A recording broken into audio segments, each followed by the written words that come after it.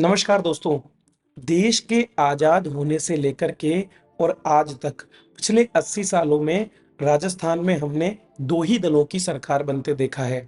या तो उदारवादी विचारधारा वाली और राष्ट्रीय आंदोलन का नेतृत्व करने वाली कांग्रेस पार्टी या फिर दक्षिणपंथी विचारधारा से ओतप्रोत भारतीय जनता पार्टी। आखिरकार क्या कारण रहे कि राजस्थान में किसी क्षेत्रीय दल का उद्भव हो ही नहीं पाया, और अगर हुआ तो वो कुछ समय के लिए ही रह पाया।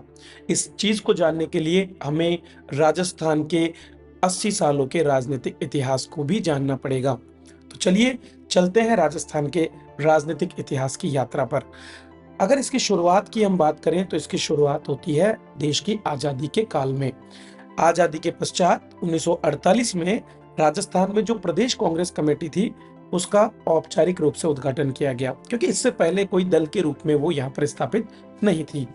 और जब इस पार्टी को स्थापित किया गया तो राजस्थान में जो राजपूताना क्षेत्रीय परिषद के उस समय के अध्यक्ष थे गोकुल भाई भट्ट, उनको पहले कांग्रेस अध्यक्ष के रूप में चुना गया।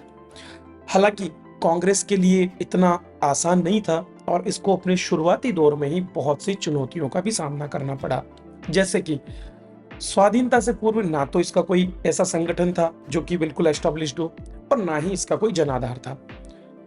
अगर हम प्रादेशिक स्तर पर बात करें, मतलब अगर राजस्थान लेवल पर अगर हम बात करें, तो चूंकि राजस्थान का तो इस समय गठन ही हो रहा था, तो राजस्थान अपने आप में एक इकाई के रूप में नहीं था, और इसीलिए जितने भी वरिष्ठ कांग्रेस नेता थे उनका प्रभाव भी किसी एक क्षेत्र तक ही सीमित था। जैसे कि जयनारायण व्यास का प्रभाव जोधपुर तक, माणिक्यलाल वर्मा का प्रभाव उदयपुर क्षेत्र में ही सीमित हमको देखने को मिलता है।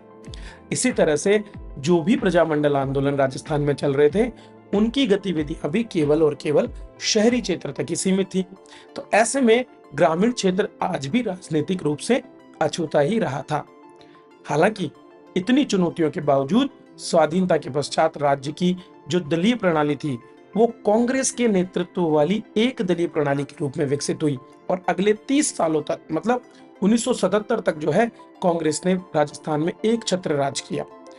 तो दोनों जो राष्ट्रीय स्तर के दल थे वो कैसे विकसित हुए, उसको जानने के लिए हम राजस्थान के विधानसभा चुनाव के इतिहास पर भी नजर डाल लेते हैं।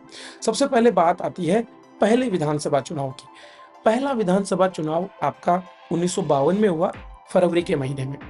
पहली बार जब सरकार को चुना जा रहा था तो टोटल पूरे राजस्थान को 140 जो क्षेत्र हैं उनमें विभाजित किया गया। इन 140 सीट जो क्षेत्र थे उनमें से 20 क्षेत्र ऐसे थे जिनमें 2 सदस्यों को चुना जाना था, मतलब 2 सदस्यीय निर्वाचन क्षेत्र था। इस तरह से कुल मिलाकर के 160 सदस्यों को राजस्थान में पहली विधानसभा के लिए चुना गया। अगर हम बात करें तो इस वाले चुनाव में जो कांग्रेस थी वो प्रभुत्व में रही। 160 में से 156 सीटों पर कांग्रेस ने चुनाव लड़ा, ठीक है, और इनमें से 82 सीट्स अर्थात बहुमत प्राप्त करके और कांग्रेस ने अपनी पहली सरकार बनाई। टीकाराम पालीवाल को पहला मुख्यमंत्री बनाया गया। बाद में जयनारायण व्यास और एमएल सुखाड़िया को भी इस सरकार में मुख्यमंत्री बनने का मौका मिला। कांग्रेस के अलावा जो और प्रमुख दल यहाँ थे उनमें उस समय भारतीय जनता पार्टी का अस्तित्व नहीं था, बल्कि भारतीय जनसंघ के नाम से एक अन्य दल था जिसे हम पूर्वगामी दल भी कहते हैं। डॉक्टर श्यामा प्रसाद मुखर्जी की अध्यक्षता में इसे 1951 में स्थापित किया गया था, और ये राष्ट्रीय स्वयंसेवक संघ की विचारधारा से प्रेरित एक राष्ट्रीय दल था। इसके अलावा जो अधिकतम सीटें जीत करके प्रभुत्व में आने वाला दल था उसका नाम था अखिल भारतीय राम राज्य परिषद। पहली बार ये पहले विपक्ष के रूप में विस्थापित हुआ जब इसने 59 सीटों पर चुनाव लड़ा और 24 सीटें जीत करके और पहली विधानसभा में विपक्षी दल के रूप में सामने आया। अगर हम इस दल की इतिहास की बात करें तो 1947 में जयपुर और जोधपुर दोनों ही रियासतों के जो जागीरदार थे उन्होंने दाता के एक ठाकुर थे मदन सिंह, उनके नेतृत्व में इस दल को बनाया। उस समय के एक बहुत बड़े हिंदू धर्माचार्य जिनका नाम स्वामी करपात्री महाराज था, उनका भी इनको राजनीतिक आशीर्वाद प्राप्त था। इस रामराज परिषद का जो उद्देश्य था वो जागीरदार और राजाओं के नेतृत्व में कांग्रेस विरोधी, सामंतवादी और अनुदार तत्वों के संगठन को तैयार करना इसका उद्देश्य उस समय रहा था। पहले चुनाव के बाद में 1957 तक कांग्रेस ने सफलतापूर्वक शासन किया और फिर बारी आती है दूसरे विधानसभा चुनाव की। 1957 में राज्य के पुनर्गठन के बाद में जो है सीटों के बंटवारे में बदलाव हुआ और अब 160 सीटों वाले जो हमारे 140 निर्वाचन क्षेत्र थे उनको बढ़ा करके 176 सीटें कर दी गई। हालांकि जो हमारे जो निर्वाचन क्षेत्रों की संख्या थी वो कम होकर के 136 रह गई, लेकिन इनमें से 40 जो क्षेत्र थे उनमें दो सदस्यीय निर्वाचन क्षेत्र की व्यवस्था थी और इस तरह से फिर से 176 पदों के लिए यहाँ पर चुनाव करवाए गए। फिर से कांग्रेस, भारतीय जनसंघ, राम राज्य परिषद और कम्युनिस्ट पार्टी इन सब ने यहाँ पर चुनाव लड़ा। बहुत से निर्दलीय लोग भी चुनाव लड़ रहे थे। कांग्रेस एक बार फिर से टोटल वोटिंग में से 45% वोटिंग लेकर के और 119 सीटें इन्होंने जीती, मतलब दो तिहाई सीटों को जीत करके और फिर से सत्ता में आ गई। मोहनलाल सुखाड़िया को दूसरी बार यहाँ पर मुख्यमंत्री बनने का मौका मिला। अब आगे चल करके धीरे धीरे जो जनसंघ और राम राज्य परिषद जिनकी हम बात कर रहे थे उनमें डिक्लाइन हमको यहाँ पर धीरे धीरे देखने को मिला। जैसे कि जो अखिल भारतीय राम राज्य परिषद थी इसकी सीटों की संख्या घट करके 17 रह गई। वहीं भारतीय जनसंघ को भी 8 की बजाय अब की बार केवल 6 ही सीटों पर जीत मिली।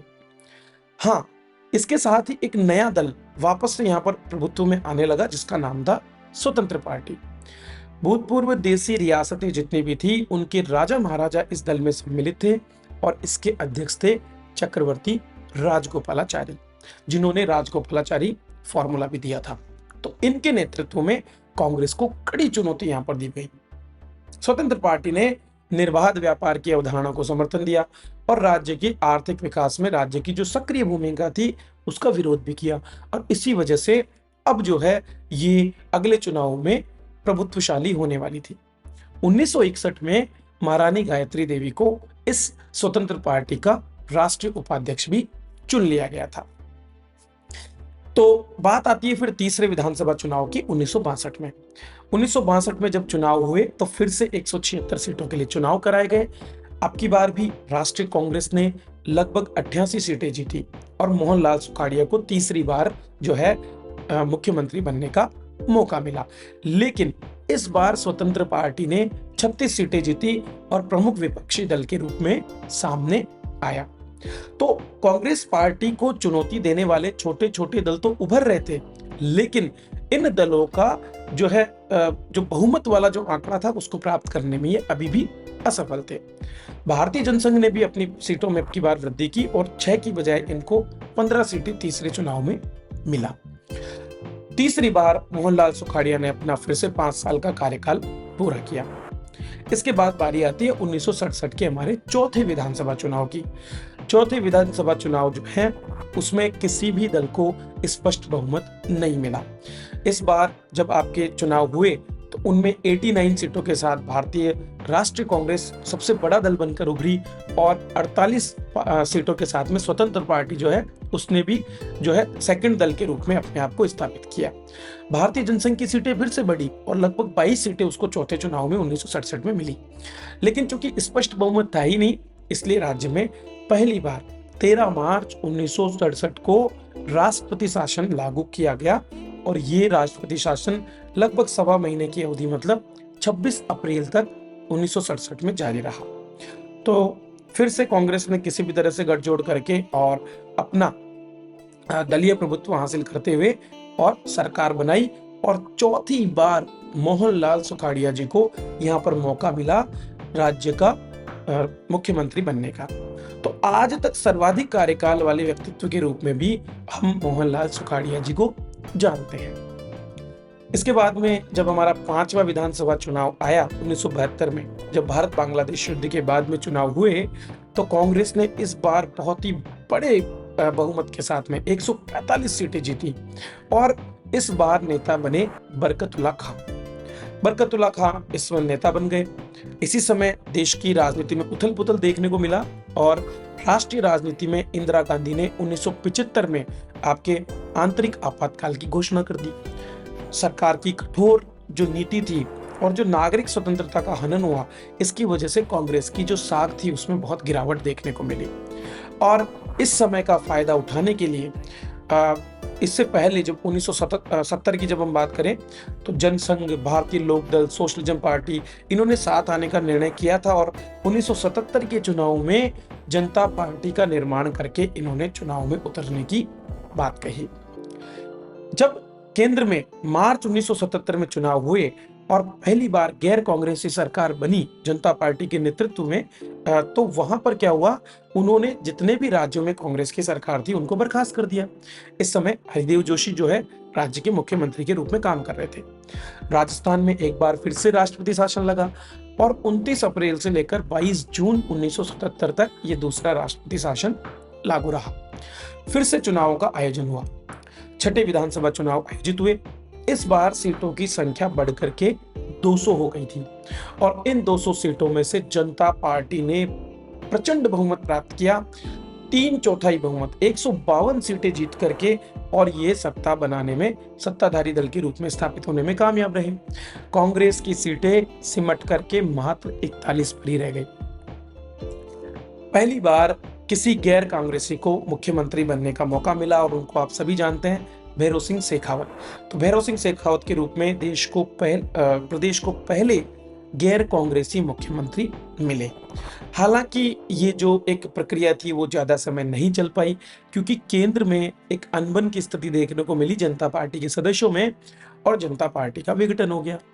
1980 में एक बार फिर से जब चुनाव हुए केंद्र में, तो उन्होंने भैरों सिंह शेखावत को 17 फरवरी को बर्खास्त कर दिया और जैसे ही बर्खास्तगी हुई, एक बार फिर से राज्य में राष्ट्रपति शासन लागू हो गया। 5 जून 1980 तक लगभग 4 महीनों के लिए ये राष्ट्रपति शासन हमारे यहाँ पर लागू रहा। इसके बाद बारी आती है हमारे एक और चुनाव की। 7वें विधानसभा चुनाव हुए 1980 में। चूंकि जनता पार्टी अब तक टूट चुकी थी, उसके टुकड़े हो चुके थे, तो जनता पार्टी ने अलग अलग दलों के रूप में चुनाव लड़ा। जैसे कि भारतीय जनता पार्टी के रूप में जनसंघ के बाद में अटल बिहारी वाजपेयी जी और इन्होंने जो है निर्माण किया था, उन्होंने भारतीय जनता पार्टी के रूप में चुनाव लड़ा। तो अब की बार जो है सेंटिमेंट्स फिर से इंदिरा गांधी जी के पक्ष में थे, तो कांग्रेस को एक बार फिर से बहुमत मिला और 133 सीटों के साथ कांग्रेस ने सरकार बनाई। जगन्नाथ पहाड़िया इस बार मुख्यमंत्री बने और बड़े दल के रूप में यहाँ पर जनता पार्टी सामने आई। भारतीय जनता पार्टी 32 सीटों के साथ में उसने पहली बार यहाँ पर चुनाव में अपनी विपक्ष की भूमिका दर्ज की। इसी समय जनता पार्टी के और भी नाम थे, जैसे कि जनता पार्टी सेक्युलर या जनता पार्टी, तो उन्हें भी 7-8 सीटें यहाँ पर मिली। इस तरह से 1985 तक हमारे यहाँ पर एक बार फिर से कांग्रेस जो है उसको अपना प्रभुत्व जमाने का मौका मिला। अब बारी आती है 1985 के चुनाव की। चूंकि आप सभी जानते हैं कि इस समय तक जो है इंदिरा गांधी जी की हत्या हो गई थी और इसीलिए एक बार फिर से जब चुनाव हुए तो कांग्रेस को फिर से जिता करके और राजस्थान की जनता ने सदन में भेजा। 113 सीटों के साथ में फिर से हरिदेव जोशी जो है वो मुख्यमंत्री की कमान संभालने के लिए तैयार हुए। भारतीय जनता पार्टी की सीटें भी बढ़ी और उसको लगभग 39 सीटें यहाँ पर मिली। 8वें विधानसभा चुनाव के बाद में 1990 में राजस्थान की राजनीतिक जो लहर थी उसमें बदलाव आने वाले थे।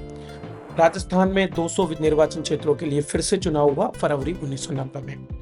इस बार भारतीय जनता पार्टी जो है उसने फिर से चुनाव लड़ा और यहाँ पर पहली बार भारतीय जनता पार्टी को सरकार बनाने का मौका मिला। भारतीय जनता पार्टी ने 85 सीटें जीती, लेकिन चूंकि वो अकेली पार्टी नहीं बना सकती थी तो उसने जो है अन्य दलों के साथ में मिलकर के और क्या किया, अपना जो है सरकार बनाई जनता दल के साथ में। तो भारतीय जनता पार्टी और जनता दल को इस चुनाव में लगभग 55 सीटें मिली थी। कांग्रेस सिमट करके 50 सीटों पर रह गई। तो पहली बार भारतीय जनता पार्टी ने एक गठबंधन बनाया जनता दल के साथ में और अपनी सरकार बनाई। 1992 में आप सभी जानते हैं पूरा देश अयोध्या के मामले पर सुलग रहा था और इसी दौरान जब बाबरी मस्जिद को गिराने का कार्यक्रम हुआ तो उसी समय तुरंत जो है भैरों सिंह शेखावत सरकार को बर्खास्त कर दिया गया 15 दिसंबर 1992 को और चौथी बार राज्य में फिर से आपके राष्ट्रपति शासन लागू हो गया। ये राष्ट्रपति शासन अब रहा 1 साल तक। 3 दिसंबर 1993 को ये राष्ट्रपति शासन खत्म हुआ और फिर से राज्य में चुनाव हुए जिनको हम 10वें विधानसभा चुनाव के रूप में जानते हैं।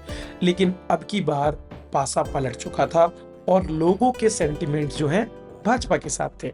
राम मंदिर का मुद्दा यहाँ पर बहुत ही जो है महत्वपूर्ण मुद्दा था और इसीलिए एक बार फिर से भारतीय जनता पार्टी को सरकार बनाने का मौका मिला। भारतीय जनता पार्टी ने 95 सीटें जीती और 199 जो सीटों का जो विधानसभा थी हमारी, उसमें वो सबसे बड़ी पार्टी के रूप में उभरी। जनता दल के साथ में मिलकर उसने फिर से अपनी सरकार यहाँ पर बनाई। इन्होंने बहुत काम किए। कहते हैं कि भैरों सिंह शेखावत का ये जो काल था, इस काल में राजस्थान में बहुत आर्थिक विकास हुआ, तेजी से राजस्थान आगे बढ़ा। शिक्षा हो, चाहे पालन पोषण की बात हो, गरीबों के अधिकारों की रक्षा की बात हो, विकलांगों की बात हो, उसमें बहुत काम जो है इस कालखंड में किए गए। इसके बाद में फिर हमारे 11वें विधानसभा चुनाव हमको देखने को मिलते हैं 1998 में, जब भारतीय राष्ट्रीय कांग्रेस 153 सीटों के साथ वापस से आती है। इसी तरह से फिर हमारे 12वें विधानसभा चुनाव में भारतीय जनता पार्टी को मौका मिलता है 2003 में, और एक लगातार क्रम हमको देखने को मिलता है जब बार बार भारतीय जनता पार्टी और कांग्रेस, जिसको हम कह सकते हैं कि गहलोत और वसुंधरा राजे, इन दोनों के बीच में सरकार का लगातार एक्सचेंज हमको देखने को मिलता है। इस पूरे घटनाक्रम के दौरान हम देखते हैं कि 3 बार ऐसे मौके आते हैं जब राजस्थान में एक तीसरे दल के रूप में कुछ दल उभरते हैं। पहला दल राम राज्य परिषद के रूप में आता है, दूसरा दल आता है स्वतंत्र पार्टी के रूप में 1962 के चुनाव में, और तीसरा दल 1990 के चुनाव में जनता दल के रूप में। लेकिन ये तीनों ही दल जो हैं हमारे यहाँ पर बड़े दलों के रूप में प्रभुत्वशाली नहीं हो पाते हैं और कुछ समय बाद में इनका या तो विघटन हो जाता है या फिर ये अपनी राजनीति में पिछड़ जाते हैं। इसके अलावा राजस्थान में आपको कभी भी किसी भी तरीके से जो है अदर कोई दल, जैसे कि वामपंथ भी हमको देखने को नहीं मिलता है, या फिर किसी तरह की कोई आदिवासी पार्टियों का भी बहुत बड़ा जो है उत्पत्ति हमको यहाँ पर देखने को नहीं मिलती है। उसके पीछे बहुत से कारण हैं जिन पर हम चर्चा कर सकते हैं।